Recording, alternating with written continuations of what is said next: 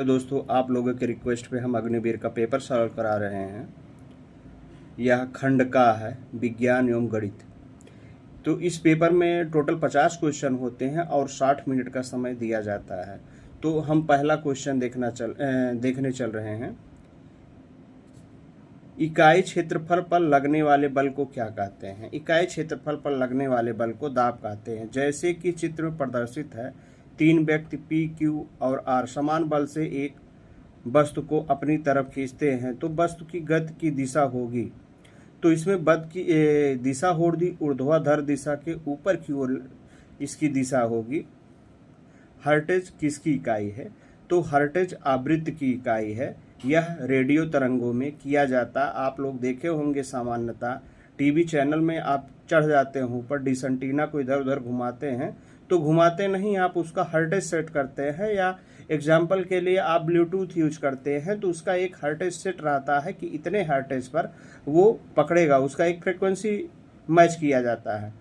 विभिन्न पदार्थों के अणुओं के बीच लगने वाले आकर्षण बल को कहते हैं आसंजक बल कहते हैं। विद्युत दर्शी एक यंत्र है। तो इसमें पहला ऑप्शन है दिल की धड़कन जांचने के लिए, रक्त दाब जांचने के लिए, विद्युत आवेश पता लगाने के लिए, इलेक्ट्रॉन को जांचने के लिए। तो इसमें विद्युत आवेश का पता लगाने के लिए होता, क्योंकि 2 ऑप्शन तो मानव से संबंधित है और बी वैसे गलत हो जाएगा, और तीसरा इलेक्ट्रॉन से संबंधित है। उसके बाद छठवां क्वेश्चन नंबर 6 है, बर्फ को जल में परिवर्तित करने में प्रयुक्त ऊष्मा को कहते हैं विशिष्ट ऊष्मा, वाष्पीकरण की ऊष्मा, गलन की ऊष्मा, या उपयुक्त में से कोई नहीं। तो इसमें गलन की ऊष्मा निकलती है। निम्नलिखित में से कौन सा यौगिक नहीं है? तो कास्टिक सोडा, फिटकरी और सिलिका ये सब यौगिक है, जबकि ग्रेफाइट यौगिक नहीं है। लौह का अयस्क है। तो लौह का अयस्क बॉक्साइट, डोलोमाइट, कालामाइन, मैग्नेटाइट। तो इसमें लौह अयस्क मैग्नेटाइट है। इसके कई अयस्क होते हैं। तो कार्बन परमाणु युक्त अम्ल है, हाइड्रोक्लोरिक अम्ल, इसको अम्ल का राजा कहते हैं। नाइट्रिक, बोरिक अम्ल या फार्मिक अम्ल। कार्बन परमाणु युक्त अम्ल जो है फार्मिक अम्ल है।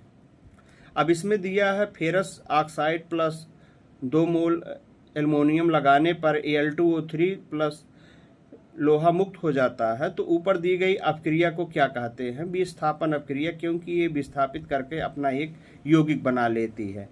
निम्नलिखित में से कौन सा तत्व स्टेनलेस स्टील का अवयव नहीं है? तो स्टेनलेस अवयव के लिए लौह, कार्बन और क्रोमियम की आवश्यकता होती है, जबकि जस्ता अलग चीज हो जाती है। तो रदरफोर्ड ने अल्फा कण विकिरण प्रयोग ने अंततः इस निष्कर्ष पर पहुंचाया कि द्रव्यमान और ऊर्जा आपस में संबंधित हैं। नाभिक के चारों ओर इलेक्ट्रॉन का स्थान होता है। न्यूट्रॉन नाभिक के गहरे अंदर तक दबे होते हैं। पदार्थ से प्रतिघात के लिए बिंदु को ठीक ठीक ज्ञात किया जा सकता है। तो इसमें यह होगा नाभिक के चारों ओर इलेक्ट्रॉन का स्थान होता है। इसका सीधा सा अर्थ ये हो गया है कि जब रदरफोर्ड ने उसको अल्फा गोल्ड की फाइल लेके रदरफोर्ड ने जब रेडियो एक्टिव तरंगों को उस पर टकराया तो उसने ये देखा कि नाभिक के चारों ओर इलेक्ट्रॉन का स्थान है और जहां से निकल गया वो अल्फा कण हो गया। तो इसलिए ऑप्शन बी सही है। उसके बाद एक बक्से की लंबाई 10 मीटर, चौड़ाई 6 मीटर एवं ऊंचाई 4 मीटर है। बक्से में 15 घन मीटर आयतन वाले कितने घन रखे जा सकते हैं? तो इसका भी आंसर जान लीजिए, 16 है। इसको हम बाद में बताएंगे अगले प्रैक्टिस सेट से, पूरा सॉल्विंग सहित रहेगा। के किस मान के लिए m-2 व्यंजक, तो इसका देना है m² - 5m प्लस k का गुणांक होगा। तो इसे m का मान 2 रखना है। तो यहाँ पे 4 हो जाएगा, यहाँ पे 10 हो जाएगा और प्लस k, तो इसका सीधा k बराबर आ जाएगा 6। आलू के दाम में 25% घट जाने पर एक व्यक्ति 360 रुपये में 7.5 किलोग्राम आलू खरीदता है। आलू का वास्तविक मूल्य क्या होगा? तो इसका मूल्य वाला फार्मूला लगा देंगे, उसके बाद इसका आंसर 16 आ जाएगा। एक घड़ी को अंकित मूल्य से 32 की छूट देकर बेचने पर दुकानदार को 15% का लाभ होता है।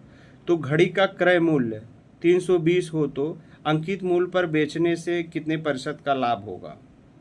तो इसका लाभ परसेंट का फार्मूला लगा देंगे, इसके आंसर 25% आएगा। उसके बाद क्वेश्चन नंबर 17 आता है, यदि कास थीटा और काट थीटा बराबर यम है तो कास थीटा का मान ज्ञात कीजिए। तो इसका मान हो जाएगा, सीधे सारणी में दिया रहता है, यम स्क्वायर माइनस 1 और यम स्क्वायर माइनस प्लस 1 हो जाता है, डी ऑप्शन हो जाता है। √72 माइनस √72 माइनस √72 इन्फिनिटी तक होता है। तो इस आंसर में क्या करना है कि पहले इसका एक गुणनखंड निकालेंगे, जैसे 9 8 72, 9 गुणे 8। उसके बाद अगर पॉजिटिव ऑप्शन अगर यही 72 प्लस √72 होता तो हम 9 ले लेते। और इसमें क्या है कि माइनस में दिया है, इसलिए छोटा वाला मान लेंगे। आप एकदम क्लियर जान लीजिए कि प्लस होने पर बड़ा वाला मान लिया जाता है और माइनस होने पे छोटा वाला मान लिया जाता है। यदि किसी शहर की जनसंख्या 10% की दर से बढ़ रही हो तो 3 वर्ष पूर्व शहर की जनसंख्या कितनी थी? यदि वर्तमान जनसंख्या 13,310 है,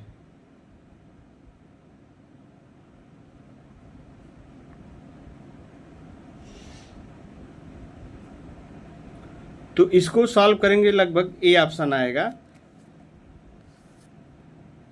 150 रुपये प्रति किलोग्राम और 200 प्रति किलोग्राम वाली चाय को किस अनुपात में मिलाया जाए कि मिश्रण का मूल्य 165 रुपया हो जाए? तो दोनों की मात्रा मिलाकर उसके बाद 165 के बराबर कर देंगे, तो इसमें अनुपात जो आएगा 7:3 आएगा। क्वेश्चन नंबर 5 वर्ष पूर्व राम की आयु श्याम की आयु की 3 तिगुनी है तथा 10 वर्ष बाद राम की आयु श्याम की आयु की दोगुनी होगी। राम एवं श्याम की वर्तमान आयु क्या होगी? तो इसमें जब आप इसको पूरा निकालेंगे तो ऑप्शन बी आएगा, 50 वर्ष और 20 वर्ष आएगा। अगला क्वेश्चन है, 22 क्वेश्चन है, किन्हीं 7 क्रमिक संख्याओं का औसत 62 है तो पहली और छठवीं संख्या की योगफल के दुगने का 1/4 कितना होगा? तो इसको जब संख्या पद्धति के नियम से लगाएंगे तो इसमें 61 आएगा। तो क्वेश्चन नंबर 23 देखते हैं कि एक नल एक टैंक को 5 घंटे में भर सकता है तथा दूसरा नल उसे 10 घंटे में भर सकता है, जबकि तीसरा नल उसे 7/1/2 घंटे में खाली कर सकता है। यदि तीनों को एक साथ खोल दिया जाए तो टैंक को भरने में लगने वाला समय कितना होगा? तो इसको जब सॉल्व करेंगे तो इसमें 6 घंटा ऑप्शन ए आएगा। तो 20वां क्वेश्चन है कि यदि आंकड़ों में 59, 62, 65, x +2, 72, 85 एवं 94 की माध्यिका 69 हो तो x का मान बताइए। तो इसका जब आप सब करके माध्यिका निकालेंगे तो इसका माध्यिका 68 आएगा। एक लंब वृत्ताकार शंकु ए का आयतन लंबाकार वृत्त शंकु बी के आयतन का 3 गुना है, तो शंकु बी की ऊंचाई की अपेक्षा 3 गुनी है। ए की त्रिज्या का बी की त्रिज्या से अनुपात, जब इसका त्रिज्या निकालेंगे तो 3:1 इसकी त्रिज्या आएगा। हम इसका देखने चल रहे हैं खंड बी। तो क्वेश्चन नंबर 26 है, स्वतंत्रता, समानता और बंधुत्व संबंधित है। तो ये फ्रांसीसी क्रांति से लिया गया था। उसके बाद क्वेश्चन नंबर 27 है, भारत के हरित क्रांति का जनक किसे माना जाता है? तो भारत का हरित क्रांति के जनक एम स्वामीनाथन को कहा जाता है, जिसके तहत धान की उपज में ज़्यादा बढ़ोतरी हुई। और क्वेश्चन नंबर 28 है, भारत के प्रथम महिला विश्वविद्यालय स्थापित किया गया था। तो यह डॉक्टर डी कर्वे के द्वारा किया गया था। इन्होंने महिलाओं के क्षेत्र में बहुत अतुलनीय काम किया। इंकलाब जिंदाबाद नारा किसने दिया था? हर्षद मोहानी ने दिया था। भगवती सूत्र किस धर्म से संबंधित है? तो भगवती सूत्र जैन धर्म से संबंधित है। ऋग्वेद के किस मंडल में गायत्री मंत्र लिखा गया है? तो ऑप्शन सी है, तीसरे मंडल में लिखा गया है। संथाल विद्रोह किस वर्ष में हुआ था? तो संथाल विद्रोह 1855 में हुआ था। प्रत्यक्ष कार्यवाही दिवस का आह्वान कब किया गया था? 16 अगस्त 1946 को किया गया था। पृथ्वी की सबसे पतली परत कौन सी है? क्रस्ट है। ऑप्शन ए सही है। भारतीय द्वीप समूह जो अरब सागर में स्थित है, लक्षद्वीप है। ऑप्शन डी सही है। भारत की मानक मध्य रेखा कौन है? 82.82 डिग्री पूर्व है। ऑप्शन डी सही है। पृथ्वी एवं सूर्य के मध्य अधिकतम दूरी की स्थिति को किस नाम से जाना जाता है? तो यह अपसौर के नाम से जाना जाता है। पृथ्वी के वायुमंडल का सर्वाधिक घनत्व कहाँ है? तो वह मध्यमंडल में है। भारतीय मानक समय ग्रीनविच समय से कितना आगे है? तो 5 घंटा 30 मिनट आगे है। वायुमंडल में ओजोन गैस कहाँ पाई जाती है? तो समताप मंडल में पाई जाती है। भारत की कौन सी पर्वत श्रृंखला सबसे प्राचीन है? तो भारत की सबसे प्राचीन अरावली पर्वत श्रृंखला है।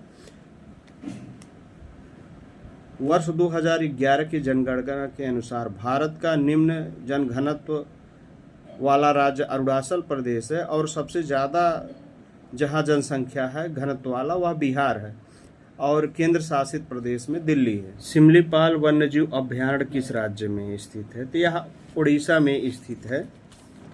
भारत सेवक समाज की स्थापना निम्नलिखित में से किसने की थी? तो यह चित्तरंजन दास जी ने किया था।